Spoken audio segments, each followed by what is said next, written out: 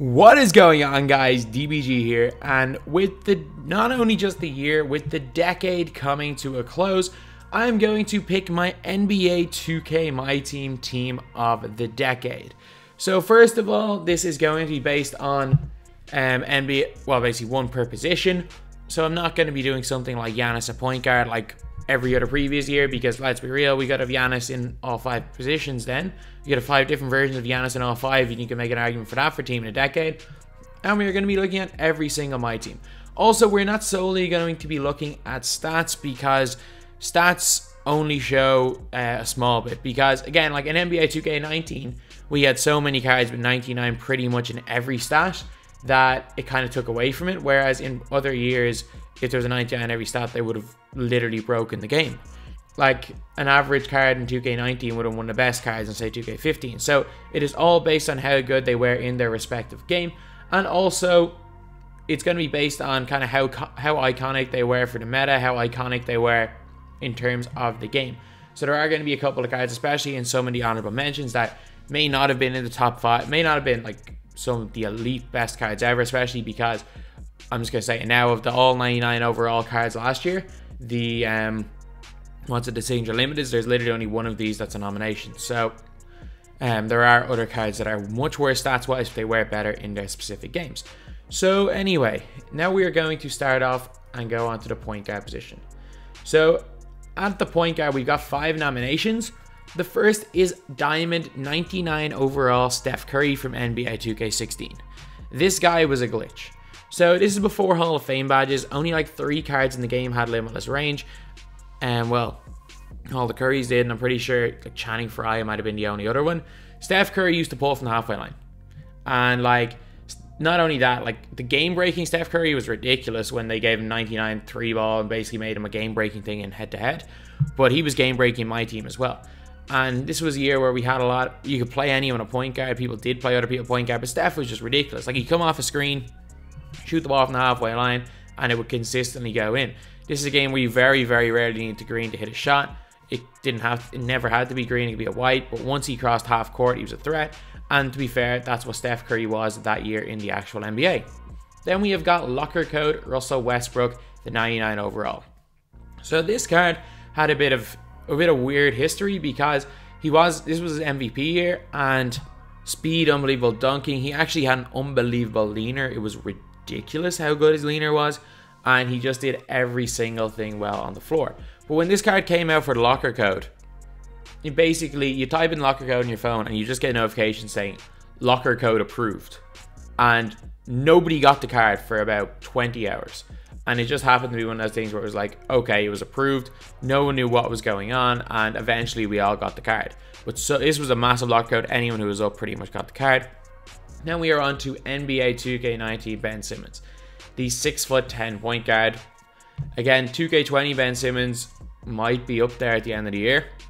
I think that if Ben Simmons does get a 3-ball with the way that the quick first step badge works, he'd be perfect. And if the Ben Simmons in NBA 2K18 was a point guard, he'd be in here over this Simmons. But this Simmons had an unbelievable leaner, had a 3-ball that you could actually bump up to 97. He also had ridiculous animations, crossover was unbelievable, Euro step dunks. It was basically like running with 2 Giannis's on the floor at the same time. This Ben Simmons, it was worth all the MT last year that he went for. Then there was Gilbert Arenas. So Gilbert Arenas, this is the first time you're going to hear base 11 mentioned today, and it's going to be mentioned quite a bit. There is no release in any game apart from maybe one that I'll mention later on that was as overpowered in my team as base 11. And the reason base 11 was so prevalent is because so many cards at base 11. The other release was literally only for one player. There's so many cards at base 11 in my team. It was the fastest release. He could get to the basket, he could dunk, he could guard everybody. And it was just one of those things. You gave Gilbert Arenas an inch of space. You couldn't on-ball him because people just zigzag. And once you got an inch of space, the release was too fast, got too much separation that it was in every single time. And then we've got Zach LaVine. Zach LaVine, for the first maybe 2 months of NBA 2K15, is the single most unstoppable card in the history of my team. Whatever with the blow-bys this year, there was nothing you could do to stop Zach LaVine. Once Zach LaVine triggered a dunk animation, he scored 100% of the time.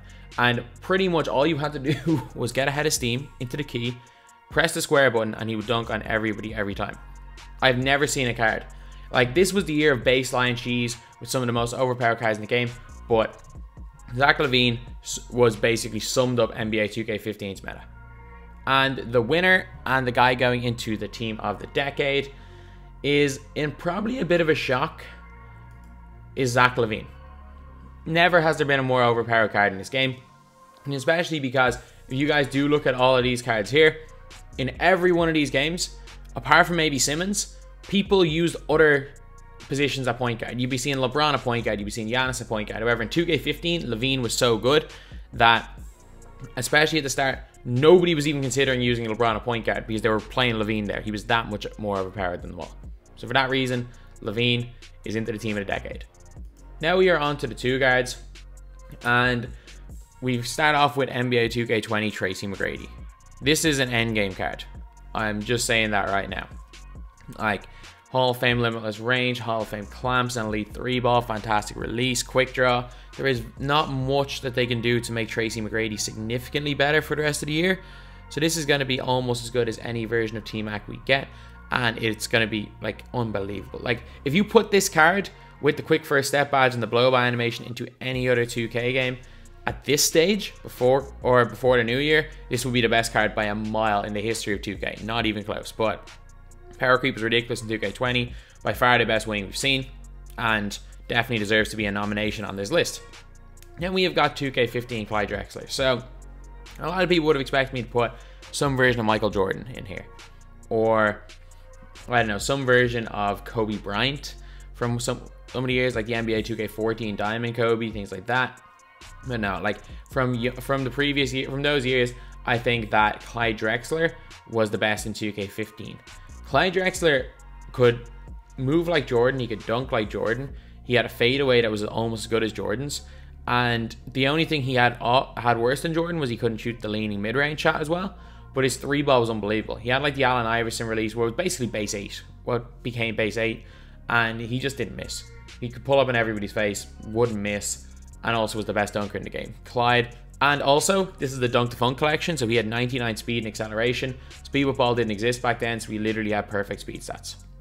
Then we got NBA 2K17 Tracy McGrady.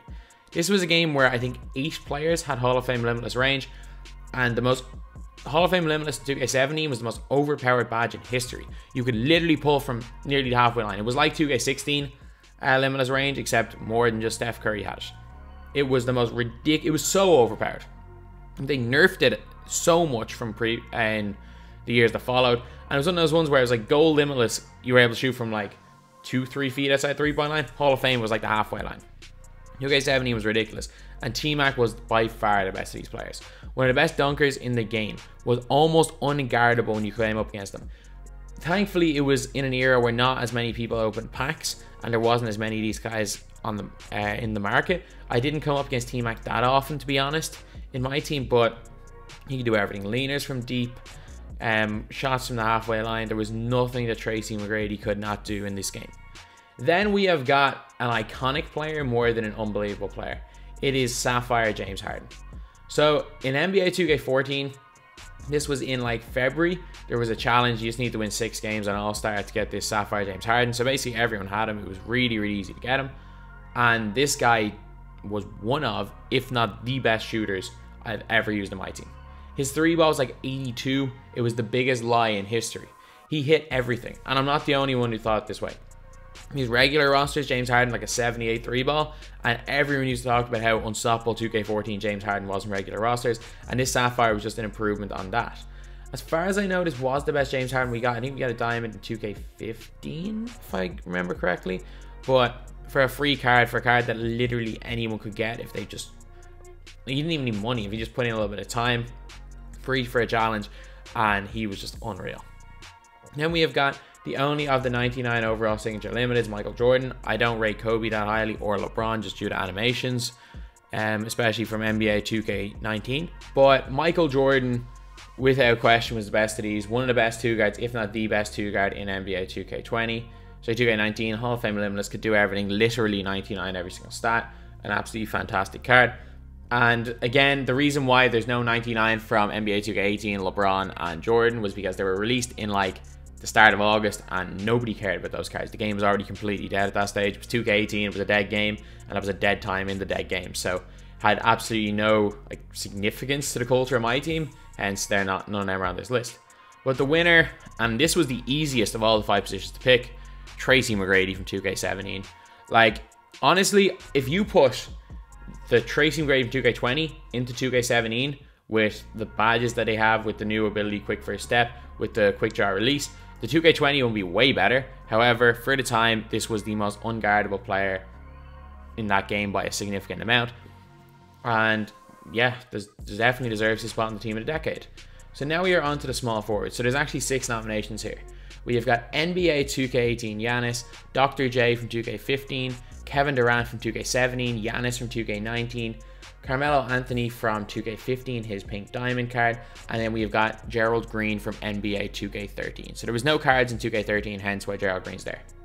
So Giannis from NBA 2K18, this was the reward for the evolution set. And for like this card was the reason why Amethyst Jerry Lucas was going for like 200k. There were cards like, I'm pretty sure Oscar Robertson from Evolution set was going for like 1 million because of this card right here. Giannis is one of the most OP cards in the history of my team. This guy in the blow-by era of NBA 2K18 was everybody's point guard. You could give him like the diamond shoes back then were +9. So everyone was running with Giannis with a +9 diamond 3-point shoe. And those 3-point shoes on Giannis basically made him just a sniper. You literally had to press turbo and run at someone's hip, and if they tried to get back in front of you, you could just snatch back and shoot it with Giannis. There was no counter for this card in that game. Like, it was ridiculous. There was zigzag, stop start, blow-bys. It was, man, like the 2K18 meta is the stuff of nightmares, and this Giannis in that 2K18 meta is absolutely the stuff of nightmares. He was so good that in every tournament in 2K18, there used to be almost petitions to ban Giannis. That is how good the card was. 2K15 Dr. J, very similar to Clyde Drexler, except I think he had a better release. You could literally just double tap square and shoot a fadeaway jumper from mid-range, and it would go in every single time. From 3, if he was open, he'd hit it all the time. Also with a 99 dunk, 99 speed, 99 acceleration, just like all the Dunk to Funk players, which he was the collection reward for, and he just dunked it on everybody. Could shoot the lights out, pretty much unstoppable in terms of baseline cheese in that game, and is hence why he's in the nominations. Kevin Durant was like T-Mac Light from NBA 2K17. So Kevin Durant had similar stats to T-Mac. He had Hall of Fame Limitless. He was one of the very few players in the game that had it. The thing is, he didn't quite have the quick release of T-Mac, and he wasn't quite as fast or as good at going to the basket. But he was bigger, the jump shot was unbelievable, and could still go to the basket if needed. Giannis last year had 99 in every stat except for 3-ball, which was 95. And combine that with a series amount of Hall of Fame badges, the ability to add badges onto players, and Giannis's animations, this is one of the most overpowered cards in history, and was by a significant amount the best player in NBA 2K. Actually, no. I think he's probably the second best player in 2K19 my team. I'm going to talk about who I think the best was later. In pink diamond, Carmelo Anthony. Again, he was the closest thing we've seen to like 2K17 T-Mac before that. So Melo could burn anybody. His release in these games was so good and so quick that you just couldn't guard him. You could contest him, didn't matter. Especially in patch 4, you came up to contest Melo, it literally did not matter. He was scoring every single time in 2K15 and just unguardable. And then Gerald Green. Gerald Green was literally as cheap as possible because the market was only decided by how good they were in real life. Had a bad year for the Pacers. He was a better LeBron James. You would come up against like teams with like Hakeem, Michael Jordan, Magic Johnson, Larry Bird, and then randomly they'd be running Gerald Green. And Gerald Green would be scoring all their points. It was the player that defined NBA 2K13. Gerald Green and JaVale McGee, but mostly Gerald Green. I have never, ever seen a silver card this overpowered. Heck, in 2K14, his bronze was ridiculous as well. Gerald Green will always go down in my team history, but unfortunately, he is not quite the best and most overpowered player of all time, and that's going to 2K18 Giannis. 2K19 Giannis was definitely the better card stats-wise, could do a lot more, but to be fair, with the whole meta of the blow-by, I'm telling you, the 2K20 Giannis, whatever version we eventually get of Giannis, after using his Pink Diamond 96 overall, by the end of this year, I can guarantee you that at 2k20 Giannis is going to be the #1 small forward, if he is small forward, not power forward. But for now, it is the 2k18 Giannis. 2k20 Giannis, trust me, it's getting close. And speaking of 2k20 Giannis, at the power forward position, 2k20 Giannis was one of the nominees. So Giannis, Andrei Kirilenko from 2k19. We've got 2k15 LaMarcus Aldridge, 2k17 Kristaps, we got 2k17 Charles Barkley, and we got 2k16 Channing Frye. So Giannis is ridiculous. He's got clamps, he's got an unbelievable handle, he's got the hop step, he's got an unreal jump shot because they give him quick draw and a decent release. Put a shoe and a coach on him and he goes way up. And this is only a 96 overall, so you can guarantee it. We're getting a 97 overall Giannis, probably a 98 overall and a 99 overall Giannis. And them cards are going to be unbelievable. Then we've got Andrei Kirilenko. This guy was the most overpowered card in 2k19. This card was better than Giannis due to animations. So Hedo Turkoglu was unlucky to lose out in a spot in this lineup, and the reason is that Kirilenko was a way better defender. Hedo couldn't guard anybody. Kirilenko was literally the best defensive card in the game. Well, apart from Giannis, the best defensive card in the game. He had the normal 4-leaner, which in 2k19 meant that you could literally just hit fadeaway threes at a better rate than standing threes. He also had difficult shots Hall of Fame, so again, so we hit more leaners. He had all the defensive badges. He had Hall of Fame Limitless. He had literally everything you need. He also had an unbelievable handle, unreal animations, unbelievable post game. This card was unbelievable. While not quite having the offensive game of Hedo, he more than made up for the defensive game. And he also had base 11, which is the cheesiest release, well, the second cheesiest release in the history of my team, only trailing LaMarcus Aldridge from 2K15's release. Literally everyone used his release in Park, and there was a reason for that. You greened every single time. In patch 4, when the shot contest was kind of basically nerfed into nothing, you greened every single shot you took with LaMarcus Aldridge. It was ridiculous. I used to literally run a high pick and pop with LaMarcus Aldridge and Steph Curry. Pretty much what I run in 2K20. And it was either, I had Pink Diamond Steph, who was either wide open for 3 and hit every shot, or they'd leave Aldridge, and Aldridge would literally hit every shot. I would average 30 a game at Aldridge. Post fades were overpowered that year as well. He had like a 99 post fade, didn't miss from fades. He was ridiculous. And then Kristaps Porzingis was just, and I played him at the 2.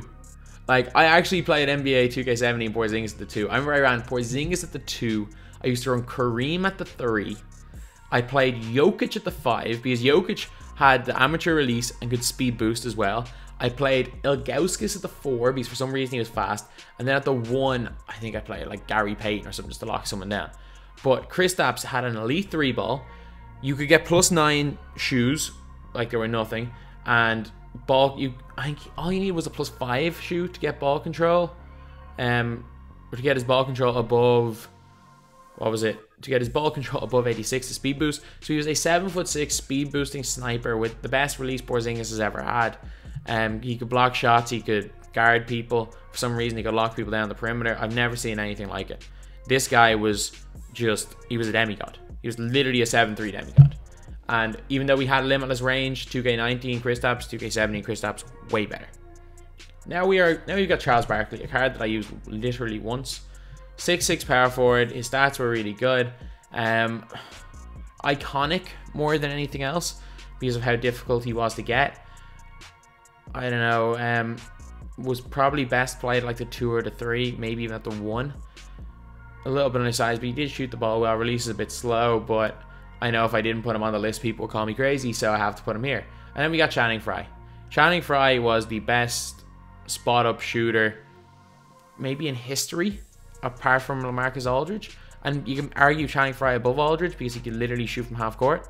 Just like Steph Curry in 2K16, he had half court range.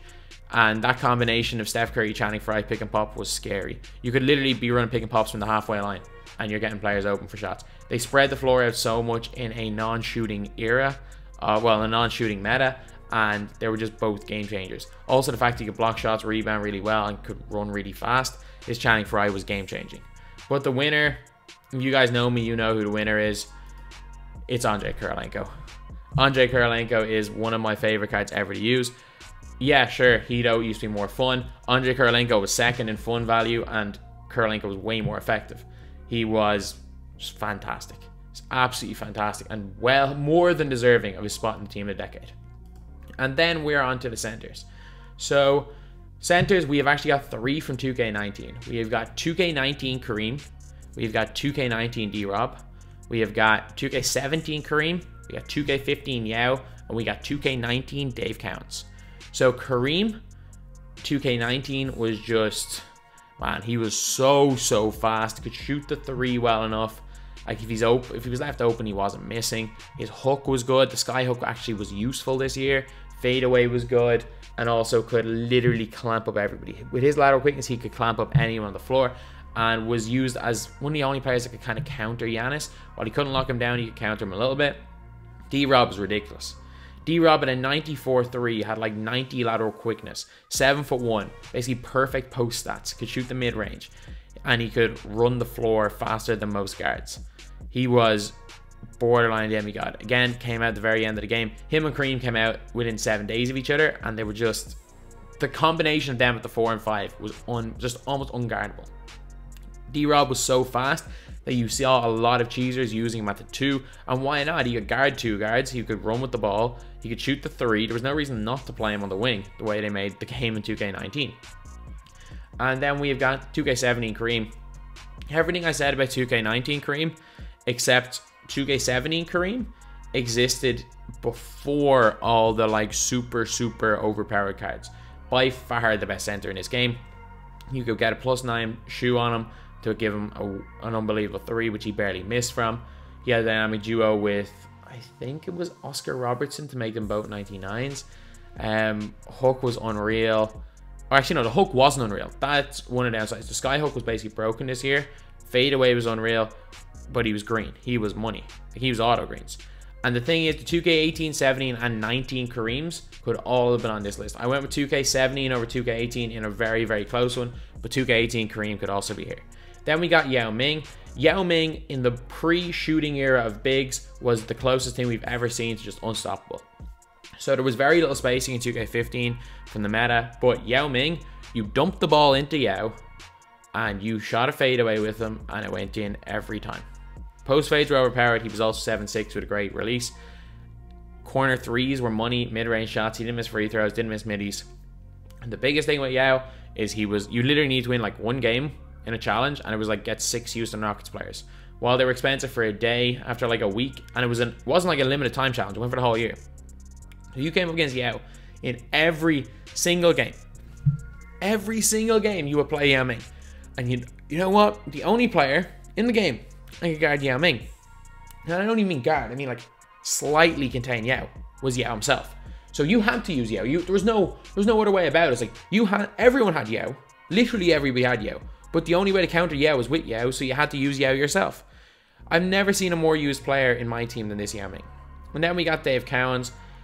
People kind of forget about this card as a center because a lot of people use them in different positions. Me personally, as much as I don't like to admit it, I used him at point guard. He was a base 11, left-handed, best release in the game. You could give him goal limitless. He could speed boost. If you tried to put a weak player on, if you tried to put even a 3 on him, he would abuse them in the post. Unbelievable post animations. He was 9k MT at one stage. You literally could play point center with him. And to be fair, he's most effective at point guard. So just a fantastic card, maybe not best used as a center. And my winner for the best center of the decade is Yao Ming. While again, in years following this, we've seen way better versions of Yao Ming. However, the thing is that we have not seen a Yao as dominant. And it's never been a meta where you literally had to use a card as much as 2K15 Yao Ming. So anyway, this is the team of the decade. We have got 1 from 2K16. We've got 2 from 2K15. We've actually got none from 2K16. We have got 1 from 17, 1 from 18, and 1 from 19. So and I can guarantee you that by the end of 2K20, there would have been a 2K20 card in, but we are only halfway through the year. With the way they're doing the cards, I can guarantee you that a 2K20 player will be in there. But It's mad. 2k16 was Noah's most balanced year, and from looking at the cards, the fact that very few of them were even nominees on this list because there was no unbelievably ridiculously overpowered cards, I tend to agree with people that say that 2k16 is the most balanced year. So anyway, yeah, this is the team of the decade. Thank you guys for watching. Please like, comment, and subscribe.